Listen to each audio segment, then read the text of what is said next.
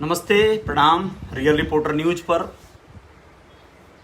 Fathers day की बहुत सारी शुभकामनाएं उन बच्चों को, उन बच्चियों को जो अपने पिता से स्नेह करते हैं, प्रेम करते हैं। चूँकि आज जून महीने का तीसरा रविवार है और यह तीसरा रविवार फादर्स डे के रूप में मनाया जाता है। बहुत सारे बच्चे अपने पिता को अलग अलग तरह से उपहार देते हैं, घुमाने ले जाते हैं। लेकिन इस लॉकडाउन और कोरोना काल में आप सिर्फ अपने पिता की मर्यादा, उन्हें स्नेह सम्मान दें, इससे बड़ा उपहार उनके लिए कुछ नहीं होगा। वैसे भी पिता एक अलग ही चीज़ होता है, एक अलग ही शख्सियत होता है। वह अपने बच्चों से जो अपेक्षाएं करता है वह बहुत सारे अलग अलग तरह की अपेक्षाएं होती हैं, लेकिन सबसे बड़ी अपेक्षा ये होती है कि वह अपने बच्चों से चाहता है कि वो उसका मर्यादा, उसका शान, उसका मान बढ़ाएं। दोस्तों, आप लोगों को बताना ज़रूरी है कुछ खबरों के बारे में, तो वह हम बताएंगे। और निस्संदेह जो एम्स के निदेशक हैं, एम्स बहुत बड़ा हॉस्पिटल है, आप लोग समझ सकते हैं, बहुत बड़ा संस्थान है भारत का। और उसके निदेशक डॉक्टर रणवीर गुलारिया, उन्होंने एक बयान जारी किया है। उन्होंने कहा है कि यदि इसी तरह से लोग लॉकडाउन खुलने के बाद भीड़ भाड़ बढ़ाते रहे, इसी तरह से निश्चिंत होकर अपना कार्य करते रहे, तो तीसरी लहर आने से भारत में कोई रोक नहीं सकता है। अब इसको आप दूसरे रूप में भी समझ सकते हैं। आप ये सोच सकते हैं कि ये तो ऐसे इसलिए बोल रहे हैं कि भाई लोग जो है लॉकडाउन का पालन करें या अपने घरों में कैद रहें या भीड़ भाड़ न बढ़ाएं, है ना, बहुत ज़्यादा सेफ्टी बरतें, इसलिए धमकी नहीं, मतलब आगाह कर रहे हैं। लेकिन ये सही नहीं है। ऐसा पॉसिबल हो सकता है। उनका कहना है कि 3 हफ्तों में आ सकती है तीसरी लहर कोरोना की। आने वाले 3 हफ्ते मतलब 20 से 21 दिन बाद।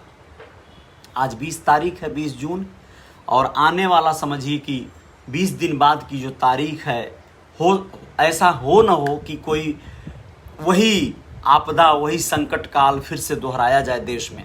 तो आप लोग, बहुत बड़ा जो है उपकार होगा कि आप लोग थोड़ा सा धैर्य और समझदारी से घर से निकलें, काम करें, जो कुछ भी करें, सावधानियां बरतें। बहुत सी बाज़ारों में बहुत भीड़ देखी गई, बहुत ज़्यादा गहमागहमी देखी गई। ऐसा लगता ही नहीं है कि यहाँ पे कभी कोरोना था या लॉकडाउन था, जब जानकारी करने पे पता चलता है कि उन जगहों से ही बहुत ज़्यादा कोरोना पॉजिटिव लोगों को टांग के ले जाया गया है अस्पतालों में। बहुत सारे लोग मर गए हैं, लेकिन लोगों को सद्बुद्धि नहीं मिल रही है।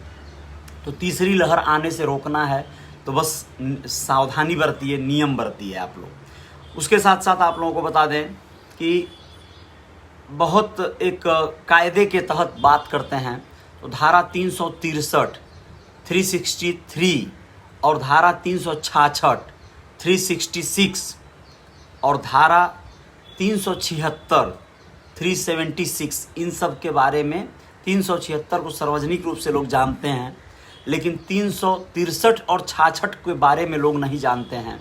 यह ऐसा एक कानून है जिसके तहत नाबालिग उम्र में अगर कोई किसी को प्रेम भी करता है तो उसके खिलाफ कार्रवाई हो सकती है।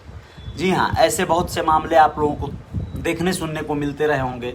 लड़की नाबालिग है और लड़का बालिग है, इस तरह के अफेयर्स में लड़का जेल चला गया, तो इसमें जेल जाने का पूरा प्राविधान है, क्योंकि धारा 363 और 366 में इसी तरह के प्राविधान है कि भाई नाबालिग उम्र में प्रेम करने का भी कोई मसला नहीं चलता है और ये बिल्कुल गलत है, इलीगल है। तो ऐसे मामलों में आप लोग, जो बच्चे इस तरह से जो हैं, आज के तारीख के आधुनिक बच्चे जो तमाम फिल्मों, सीरियलों, टीवी चैनलों, सोशल मीडिया के बहाव में अपने आप को शाहरुख खान और काजोल वाली जोड़ी वो 6वीं 7वीं 8वीं क्लास से ही शुरू कर दे रहे हैं बनाना और समझना, वो लोग कृपया अपने पिता माता पर उपकार करें। वो लोग बालिग होने के पहले इस तरह के अनर्गल कार्य न करें जिससे कि इस तरह की धाराओं में किसी को जेल जाना पड़ जाए और उनका सारा खेल खत्म हो जाए। धाराएं लग गई, मुकदमा हो गया, यदि सज़ा हो गई तो फिर बहुत बड़ी बात हो जाती है, फिर तो नौकरी चाकरी और बहुत सारी चीज़ों पे बैन लग जाता है। तो आप लोग अपने जीवन में बेहतर करना है तो समझ बूझ के, समझदारी और घर परिवार का इज्जत आबरू को भी बरकरार रखने की कोशिश करें बच्चे लोग। आप लोगों को बता दें कि ट्रेनों में बहुत भीड़ आ रही है आजकल। गाँवों के तरफ से जो ट्रेनें आ रही हैं, गोरखपुर से, बिहार से, देवरिया से, अन्य जनपदों से, वाराणसी से, मऊ से, बलिया से, आजमगढ़ से, उन सब ट्रेनों में खूब खचाखच भीड़ आ रही है। कारण क्या है? लॉकडाउन खुल गया, लॉकडाउन खुल गया, लॉकडाउन खुल गया, ये डंका बज रहा है। लॉकडाउन खुल गया, चलो काम पे, चलो काम पे। सही भी बात है, काम वाले बुला भी रहे हैं, लेकिन ये जो भीड़ आ रही है ये फिर तीसरी लहर वाली, दस्तक वाली भीड़ है। लोग इससे कहीं ना कहीं चौकस और चौकन्ना भी यदि नहीं होंगे तो दिक्कतें होंगी। चलिए, इसमें एक रेलवे ने एक सूचना जारी की है कि भैया अगर आपका टिकट किसी कारणवश कहीं ट्रेन छूट जाती है आपकी, तो ट्रेन छूटने के या ट्रेन छोड़ना ही है आपको, तो आधे घंटे पहले टिकट कैंसिल करवाइए और बाकायदा सिस्टम के साथ जैसे जाके विंडो से टिकट कैंसिल करवाइए। अगर आपने विंडो से निकाला है तो आपको कुछ राशि रिफंड हो जाएगी। लेकिन पहले क्या था, ट्रेन छूटने के बाद भी ये रिफंड हो जाता था कुछ शुल्क। अब ऐसा नहीं होगा, वो सारा रुपया लूट लिया जाएगा, मेरा मतलब है काट लिया जाएगा रेलवे के द्वारा। तो सही भी है ना, ये तो रेलवे के द्वारा केंद्र सरकार अगर ज़्यादा फंडिंग नहीं करेगी तो डीजल पेट्रोल पे दाम बढ़ाना, खाने वाले तेल पे दाम बढ़ाना, ये सब से खाली काम नहीं चलेगा ना।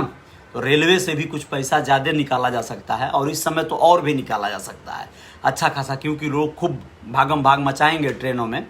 ये अलग बात है कि मुंबई की लोकल ट्रेन पे अभी विचार विमर्श चल रहा है कि वो चलाई जाएगी कि नहीं चलाई जाएगी आम लोगों के लिए, और बाकी मेट्रो का भी ट्रायल वगैरह चल रहा है। इसी कोरोना और लॉकडाउन में मेट्रो ने काफ़ी हद तक काम पूरा कर लिया है मुंबई में। तो ये सब चीज़ें हैं और ये सब बातें हैं। आप लोग सावधानियां बरतें और अपने घर पर अगर आप लोग रहते हैं तो सुरक्षित रहें, बाहर जाते हैं तो सुरक्षा का विशेष ध्यान दें, भीड़ भाड़ वाले इलाकों में थोड़ा कम जाएं, परहेज करें। कोरोना से अभी भी डरने की ज़रूरत है, आगे भी डरने की ज़रूरत है। और कोई भी इलीगल काम जो संविधान के खिलाफ है, कोई भी ऐसा कार्य जिसमें आपके ऊपर गलत धाराएं, बड़ी धाराएं लग सकती हैं, आप जेल जा सकते हैं, ऐसा करने से आप बचें। बहुत बहुत धन्यवाद, शुक्रिया। जय हिंद, जय भारत।